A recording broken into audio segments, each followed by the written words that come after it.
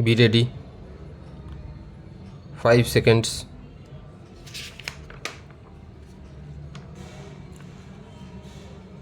Start.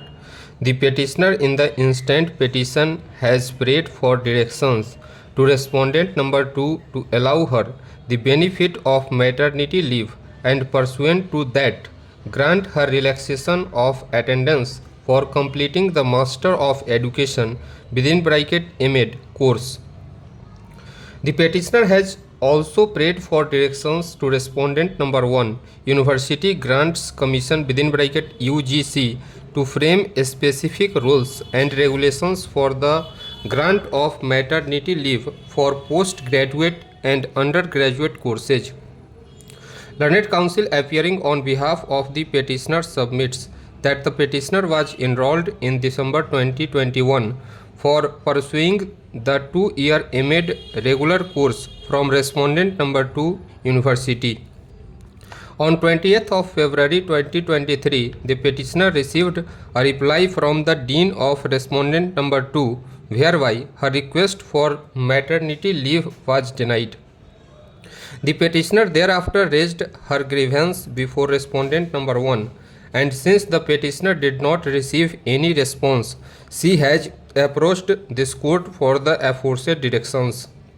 Learned Counsel appearing on behalf of the petitioner states that respondent number 1 UGC in terms of circular dated 14th December 2021 made provisions in the UGC bracket start minimum standards and procedure for award of MPhil/PhD degrees bracket close regulations 2016 bracket start hereinafter UGC regulations 2016 bracket close providing for women candidates to avail maternity leave/child care leave within bracket CCL once in the entire duration of MPhil/PhD course for up to 240 days.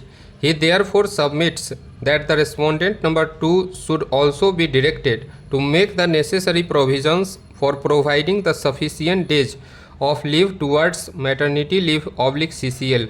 Learned Counsel for the petitioner has placed reliance on various 3 decisions in the case of Soumya Tiwari versus State of UP and others delivered by the learned single judge of the High Court of Allahabad and a decision passed by the High Court of Judicature at Madras dated 9th July 2012 in A. Arulin Ajitha Rani versus State of Tamil Nadu to reiterate that the petitioner cannot be denied the benefit of maternity leave solely on the ground that no provision exists in the statute, ordinance or regulations applicable to the university. For such an act would be a violation of the petitioner's fundamental rights under Article 15 within bracket 3 and 21 of the Constitution of India bracket start hereinafter Constitution bracket close.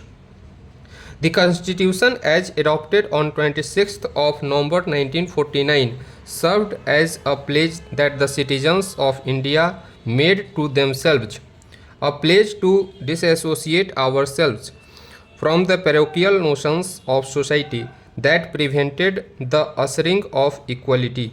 It was without any form of equivocation that the people asserted their right to be treated equally. Irrespective of gender, race, religion or caste, citizens were to claim their opportunities. The Constitution envisaged an egalitarian society where citizens could exercise their rights and the society as well as the state would allow the manifestation of their rights. A compromise was then not sought in the constitutional scheme. The citizens could not be forced to choose between their right to education and their right to exercise reproductive autonomy. A man could then well enjoy parenthood while pursuing his higher education, whereas a woman necessarily has to undergo pre- and post-pregnancy care. It is not her choice, but the will of nature. Stop.